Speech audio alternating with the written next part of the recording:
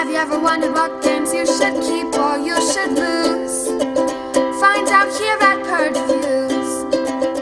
I'm going to give you a quick overview of the game. This is going to be the crux of it. So you're going to play 3 games, then you're going to play 3 additional games and possibly go to the playoffs. Now, the way you're going to go to the playoffs, if you get enough stars to get into the star category.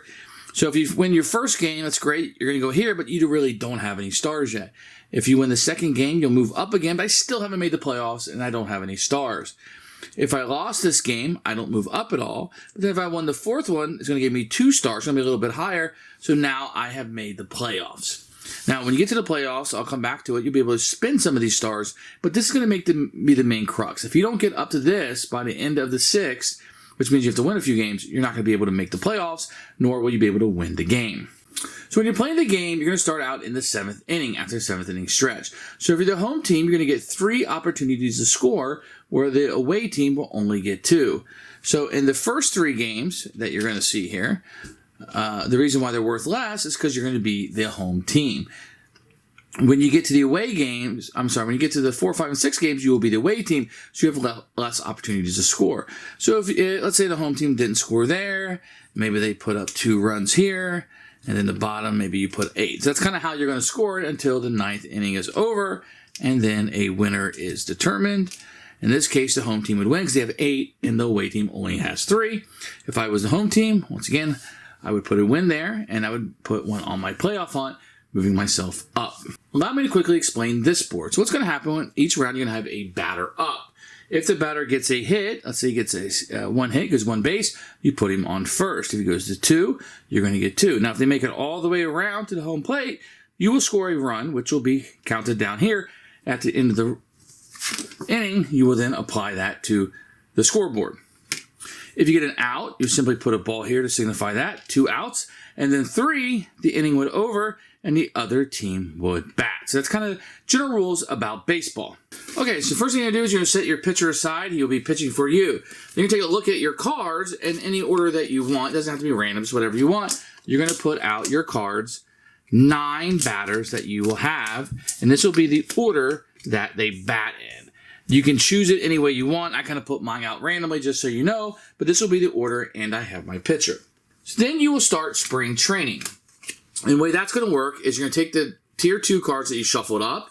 You will take the top 2 cards, and you will look at the backs, and you will look at the fronts. What you're going to do is you're going to choose one that will become a card in your tableau or your team. I'm going to choose him, so I would flip this one over, and this will be a team that I would play against. I will do this 3 times, choosing someone to keep and 1 to put a team down. And I would do that again for my 3rd one. Do I want another picture? Do I want this? So I'm going to pick this guy, and I am done with spring training. I have my 3 new cards that I can utilize. So then what I can do is I can take these guys and put them in my starting lineup if I want. Let's say, hey, I don't really like Louis Cooper, so I'm going to put Jerome in the lineup. I like this guy a lot, so I'm going to bench him and put him in. I don't have to put all these guys in, or I can put all my level 2s. Normally the level 2s are going to be better, but there may be a strategy reason why you don't. Now the 3 people you take out of your lineup will be set aside, and these will be your bench or your pinch hitters if you choose to use them later in the game. Now that spring training is over, we're going to play the first set of 3 games. Remember, in these games, I'm going to be the home team. So I'm going to have 3 opportunities to score, and the AI, or the opponent, will only have 2 in order to score. So the first thing I'm going to do is I'm going to take my 10-sided die, and I am going to roll it. It came up 4, which means I'm going to count 1, 2, 3, 4. And I'm kind of starting the 7th inning. We're in the middle of the game. That means my 4th batter is going to be the batter that's up. If you look at the top left, it's going to tell me what I get. In this case, I'm going to get 1 6-sided die. I will add this into my pool. Now, some of these will give you die, like multiple dice and rerolls and +1s, all kinds of fun stuff. So he's going to bat. He's going to have 1. Now, if you look at the icon, it tells me if I roll a 7, I get 1 base, but if I roll 11, I'm going to get 2. Well, I only have 1 die. It only goes up to 6. So I'm not going to use him. I am simply going to make him an out. So he's not going to do anything for me other than give me 1 die into my pool because I don't have enough dice to do anything. So now the next hitter will go. This guy gives me 3 dice and a reroll. So now I have a reroll, and I have 4 dice. 1 that Freddie Mitchell gave me, and the 3 dice that Rasheed Walker gave me. Now he says remove 2 from my pool, and that's a sacrifice. A sacrifice is pretty easy. That means if somebody is on base, let's say he's here on second base, I can take an out, so I would take it out, and this guy is going to move one base. That's what a sacrifice does. But you know what? I don't have anybody on base right now, so he's not really going to help me. I'm going to take my second out and move on down. Now, Rasheen Carter gives me additional dice. Now I'm up to 5 dice and a second reroll. And he says it's a sum of 8. Now, these icons may seem difficult, but you're going to have a little thing here that's going to give you all of these. Sum of values has to be 8. It has to be 8 exactly. So I'm going to take 3 of my 5 dice and kind of see if I can get it. So 4, 6, 8. Look, exactly. I got it. So he's going to give me a single. These dice will be discarded away. And I still have 2 dice and 2 rerolls remaining. So now the next batter will go.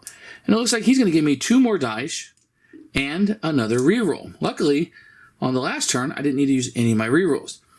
Now, he wants me to have 3 consecutive dice in order to get a single. So I've only got 4 dice. So you know what? I'm not going to press my luck. I'm going to roll 3. 1, 2, 3. So I'm going to use a reroll. I can reroll as many dice as I want. And I rolled another 1. That's not going to be enough, so I'm going to use another reroll. I need to get a 3. It's not working out for me. Let's see if I can do it. Nope, 2. So that is my third out. I didn't score any runs, so I would put a 0 here. This will move up because he got out. So next inning, that would be my next batter. And then these will come off because it is that inning is over. And I would look at whatever the opponent, I'm playing Kansas City roll. It says roll 5 dice. So I'm going to take 5 dice.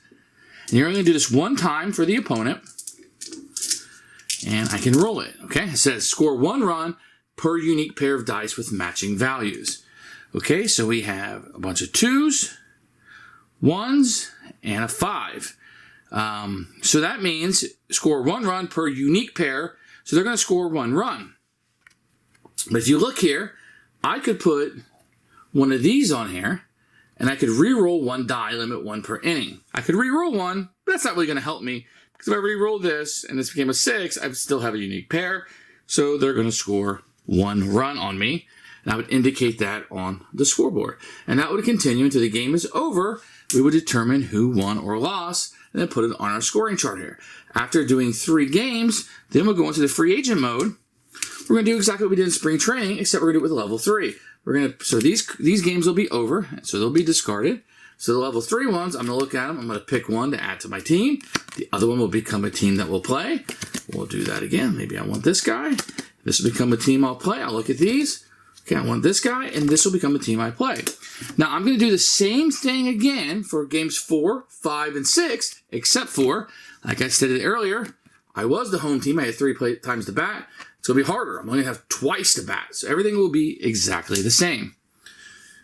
If I make enough stars to make the playoffs, then these cards will come into effect. And these are the playoff cards. So you can see they have 3s, 2s, and 1s on them. So you're always going to have 3s. This will be the first playoff game, 3 playoff games you have, and this will be the second one. This tells you I cannot use any +1 tokens. This means I can't use any rerolls or +1s in the World Series. So I have to get through 2 rounds of the playoffs, and I have to win 3 games to move on to the round. I have to win 2 games in order to move on from that round. Now, in the playoffs, I'll be playing, remember I told you I'll be playing Tier 3 cards. If I have enough stars, if I was able to move up here, I can spend stars in order to get rid of a level 3 card, and instead I'll play a level 2 team. That makes it a little bit easier on me. I can also spend those stars that I've earned to get rid of the 3, which says I may not use a 1 token, and then maybe I'll be able to use a 2, which says I cannot use any rerolls, or 1, where there's no adjustments at all. I can use all of the tokens I got. So I can spend stars to make it a little bit easier during those playoff games. So it behooves you, when you're playing through, to try to win as many games as possible to get these stars, because it's going to make life a little bit easier on you in the playoffs.